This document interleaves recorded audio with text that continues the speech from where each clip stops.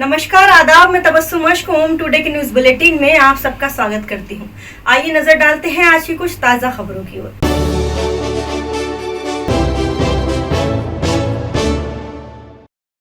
सरकार अच्छा काम कर रही है या खराब, परफॉर्मेंस कैसा है, इस पर मुहर लगाती है जनता। आम जनता जब किन्हीं वजह से सड़कों पर उतर आए तो परेशान हो जाए तो समझ जाइए कि कुछ गड़बड़ तो जरूर है। बिजली वितरण कंपनी के खेड़ापति जोन कार्यालय के बाहर खड़ी इस भीड़ को ही देखिए। वृद्ध महिला जुबैदा बी के परिवार में दो ही लोग हैं, एक वे खुद, दूसरे उनके पति। जुबैदा बी पिछले 3 दिनों से खेड़ापति जोन कार्यालय में चक्कर काट रही हैं। उनके घर का बिजली का बिल 6000 रुपये आया है। उन्हें समझ नहीं आ रहा है कि आखिर 2 लोगों के 2 कमरे के मकान में इतनी बिजली जल कब गई। ऐसा ही हाल खेड़ापति जोन कार्यालय के बाहर खड़े अन्य लोगों का भी है। किसी का बिजली बिल 10,000 रुपये आया है तो किसी का 5,000 रुपये। सारे ही लोग एक ही बात कह रहे हैं, नए मीटर में कुछ गड़बड़ है। पहले तो ऐसा नहीं होता था। पहले तो बिल 100 या 200 रुपये के ही आते थे। 2 लोगों के बयान आप खुद सुनिए और इसके बाद विचार कीजिए, आपके चुने हुए जनप्रतिनिधि क्या आपकी मदद कर पा रहे हैं। एक ही महीने का बिल आया और वैसे ये नए मीटर लगे ना स्मार्ट, जब से आ रही है बिल ज्यादा, पहले नहीं आता था। पहले कितना आता था? 6,500 रुपये बिल आया एक ही महीने। पहले कितना था? पहले तो 100 रुपये ही आता था हमारा। 2 ही जने तो है, हम 2 ही डोकरी हैं, कोई भी नहीं घर में भैया। क्या नाम आपका? मेरा नाम जुबैदा भी है।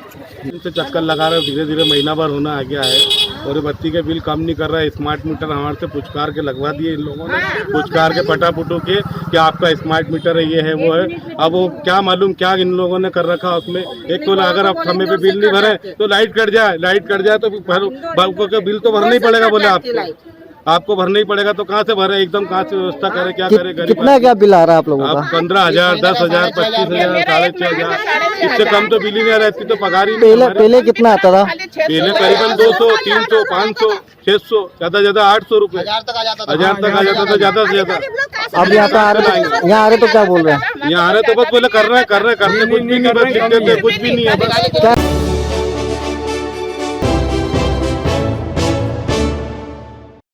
चरक भवन के पिछले हिस्से में बने लॉन्ड्री को गुरुवार दोपहर सिविल सर्जन के निर्देश के बाद सील कर दिया गया है। लॉन्ड्री के कॉन्ट्रैक्टर पांडुरंग गुमाश्ते पर बिजली वितरण कंपनी का ही 26 लाख रुपया बकाया है। ठेकेदार गुमाश्ते को जिला अस्पताल प्रशासन ने 2016 में लॉन्ड्री का ठेका दिया था।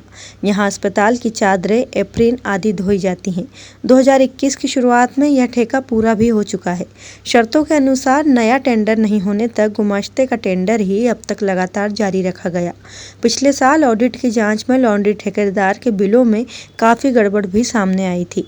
इसके बाद अस्पताल प्रशासन ने उस पर 26 लाख रुपये की पेनल्टी भी लगाई थी। यह रकम भी अब तक जमा नहीं हो सकी है। बिजली वितरण कंपनी का बिल बकाया है, सो अलग लिहाजा कलेक्टर आशीष सिंह ने सिविल सर्जन को लॉन्ड्री सील करने के लिए निर्देश दिए थे। बिल का भुगतान नहीं किया है, इसके कारण जिला प्रशासन ने उस लॉन्ड्री को सील कर दिया है। उनको पत्र द्वारा समय समय पर सूचित किया गया कि भाई आप इसका भुगतान कर दीजिए, लेकिन उन्होंने भुगतान नहीं किया है। इस कारण लॉन्ड्री सील कर दी गई है।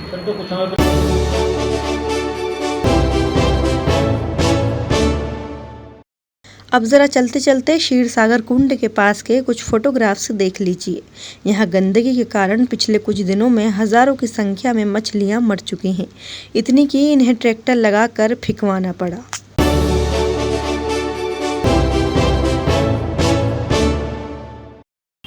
उन्हेल में बुधवार शाम थाना परिसर में त्योहारों को देखते हुए शांति समिति की बैठक एसडीएम आशुतोष गोस्वामी, नायक तहसीलदार अन्नू जैन, सीएसपी मनोज रत्नाकर और थाना प्रभारी डीआर जोगावत की उपस्थिति में आयोजित की गई।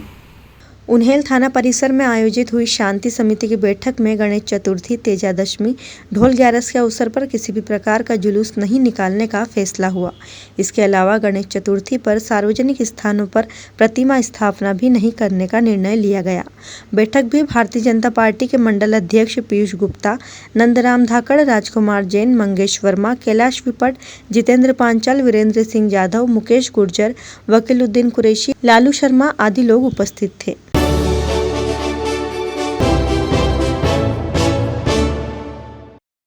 0 पॉइंट ब्रिज के पास मोटरसाइकिल सवार युवकों ने एक फल व्यवसायी को टक्कर मार दी। तीनों ही युवक शराब के नशे में धुत थे।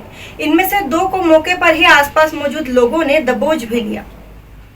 मक्सी रोड सब्जी मंडी के पास फल का ठेला लगाने वाले विजय चौहान पैदल ही सड़क पार कर रहे थे कि मोटरसाइकिल पर सवार युवकों ने इन्हें टक्कर मार दी।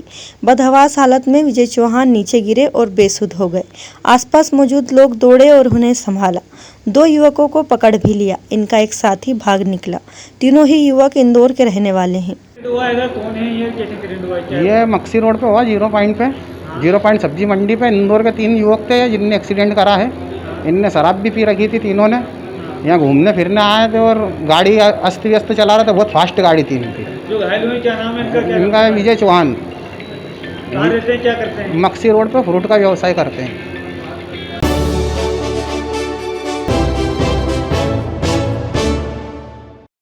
कोरोना काल में सेवाएं देने वाले डॉक्टर्स, नर्स और अन्य स्वास्थ्य कर्मियों का हमारा समाज अब तक सम्मान कर रहा है। कोरोना काल में कलेक्टर भी बार बार दौड़कर अस्पताल की व्यवस्थाएं जांचते रहे, मगर क्या लोग सिर्फ कोरोना काल में ही मरते हैं? अर्थव्यवस्था और बदहाली पर क्या कोरोना काल के बाद निगरानी रखने की जरूरत नहीं है? स्क्रीन पर आप जो फुटेज देख रहे हैं वे संभाग के सबसे बड़े सरकारी अस्पताल के हैं। गुरुवार सुबह से लेकर शाम के बीच इस अस्पताल के वार्डों में कई बार बिजली गुल हुई। उमस और गर्मी ने मरीजों का बुरा हाल कर दिया, इतना कि मरीज पलंग छोड़कर अस्पताल से बाहर आ बैठे। 2-2 दिन से यहाँ मरीज भर्ती हैं। हालात ऐसे हैं कि मरीजों को खुद ही अपना ब्लड सैंपल लेकर चरक भवन की लैब में जांच कराने जाना पड़ रहा है। आप खुद ही सुनिए एक मरीज का दर्द। कम से कम 1-1.5 घंटा हो गया लाइट बंद है। पहली बात तो आधा घंटे में लाइट जा रही है। उसके बाद में अगर बुलाने आओ तो 3-3 बार 4-4 बार बुलाने आना पड़ता है। अनशन करके बोलेंगे बिल्कुल जैसे कि तू तुकार से बोलते हैं। मिसेज से भी तू तुकार से बोल रहे हैं यहाँ पे। मेरा कह रहे हैं बोले दिन भर से जब से आया जैसे चिल्ला चोट कर रहे हैं यहाँ पे। अगर आदमी को घबराहट हो रही है यहाँ पे आया है तो इलाज करो नहीं। अभी तक 3 दिन हो गए कोई डॉक्टर ने मेरे पेट पे हाथ लगा के नहीं देखा है अभी तक ना मेरी नस पकड़ी है। हाँ, निगम साहब आए हैं, निगम साहब इलाज कर रहे हैं, पर वो पर्चा लेते हैं, एंट्री करते हैं, चलने तो इलाज है चल देते हैं। हाँ, और कल मैं वहाँ पे गया खून पेशाब की जांच करने, तो उन्होंने बोला तुम भर्ती थे, तुमको कैसे भेजा? तो वहाँ से उन्होंने नंबर लिख के दिए, बोले मेरी बात कराओ। यहाँ कोई सी भी नर्स बात करने को तैयार नहीं, भेजा ही नहीं। यहाँ कोई बात करने को तैयार नहीं है। डॉक्टर साहब कह रहे हैं कि मैं एकला फंस रहा हूँ यहाँ पे, कभी मेरे को नागदा पहुँचा रहे, कभी यहाँ पहुँचा रहे, कोई डॉक्टर आने को तैयार नहीं। मैं एकला ही पहले यहाँ पे काम कर रहा हूँ। लाइट की कब से समस्या? लाइट से 1.5 घंटे से लाइट अभी बंद है और आधा घंटे बाद लाइट जा रही है यहाँ पे। कितने दिनों से? 3 दिनों से? 3 दिन से बार जा रही लाइट जाती है, आ जाती है, जनरेटर चालू हो जाता है। पर आज तो जनरेटर भी चालू नहीं हुआ है यहाँ पे। शैलेंद्र सिंह राणा।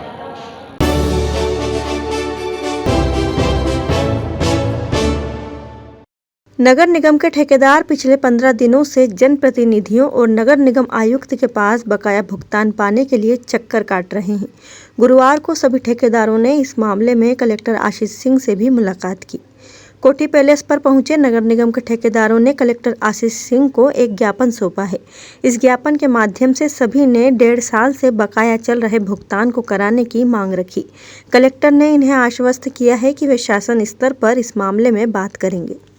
उनके कुछ ठेकेदार जो उनके लंबित भुगतान है उनको लेकर यहाँ पर आए थे, उनके द्वारा ज्ञापन दिया गया है। हम सभी को पता है कि भुगतान की स्थिति जो शासन स्तर से अनुदान प्राप्त होता है उसमें कुछ गैप रहता है, इसीलिए कुछ पार्ट पेमेंट किया जाता है। हालांकि पार्ट पेमेंट पूरी पारदर्शिता के साथ में नगर निगम से किया जा रहा है, ये भी जानकारी उनके द्वारा प्रदान की। बाकी शासन स्तर पर बात करके समस्या का कोई समाधान ढूंढने का प्रयास किया जाएगा। सर, महाकाल मंदिर को लेकर लड्डू जो बता रही है उसमें आपने समिति बनाई है, किस तरह का काम रहेगा और क्या क्या करेंगे? देखिए, लड्डू प्रसाद का भी जो काम था वो पूरा का पूरा महाकाल मंदिर समिति के द्वारा देखा जाता था। और जो हमारा खाद्य विभाग है और जो इस प्रकार का अमला रहता है जिनके पास में, उनकी एक विजिट जरूर होती थी, लेकिन बहुत कम विजिट्स होती थी। अब चूंकि पूरा का पूरा ये एक्सपर्ट अमला है, इसीलिए हमने इनको भी लगा दिया है कि गुणवत्ता के संबंध में या फिर वहाँ पर जिस प्रकार से निर्माण हो रहा है, किन परिस्थितियों में निर्माण हो रहा है, उन सब चीज़ों को देखने के लिए खाद्य विभाग का भी वहाँ पर एक दखल रहेगा। हमारा जो उद्देश्य है कि हमारी जो गुणवत्ता है उसको और ज़्यादा हम लोग बढ़ाएं। वहाँ पर जो सेफ्टी पैरामीटर्स हैं और ख़ासतौर पर अभी जो हमको सर्टिफिकेट मिला है FSSAI के द्वारा, उसके बाद हम लोगों की जिम्मेदारी और बढ़ गई है, इसीलिए उसमें कोई कमी ना आने पाए, इसके लिए खाद्य विभाग को वहाँ पर लगाया गया।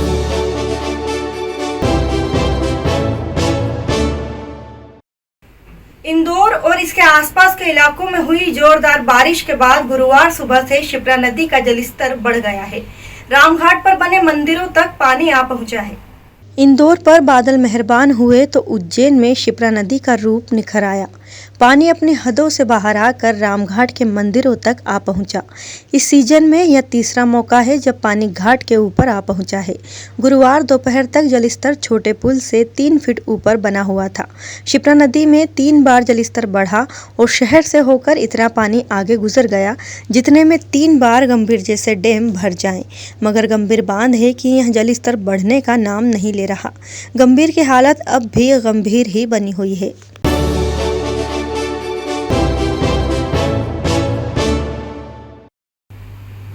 उज्जैन संभाग में पिछले कुछ दिनों में जो कुछ भी घटा, जिस तरह से सांप्रदायिक विवाद उत्पन्न करने की स्थितियां बनाई गईं, उन हालातों ने पुलिस को अलर्ट कर दिया है।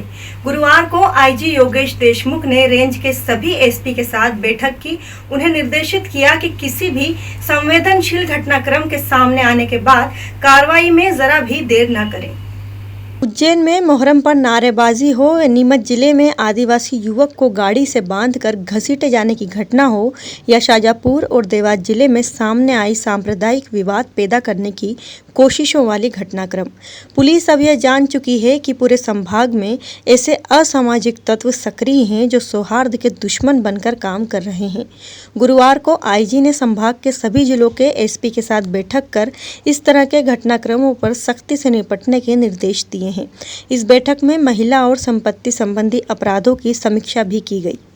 सर बताइए, संभाग में अपराधों पर अंकुश लगाने को लेकर पुलिस कप्तानों को किस प्रकार से निर्देश दिए गए?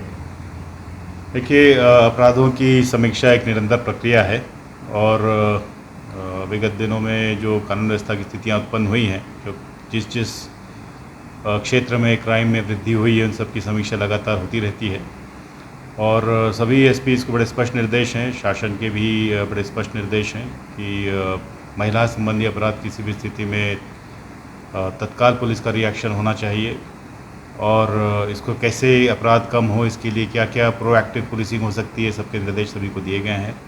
इसी तरीके से प्रॉपर्टी ऑफेंसेस, लूटपाट, डकैती, चोरी आदि जो घटनाएं हैं, इसमें जनता को राहत कैसे मिले, इसके लिए रात्रि गश्त और लोगों से पूछताछ, संदिग्धों पे नज़र आदि बातें हैं, ये सभी एसपीज़ को निर्देशित किया गया है।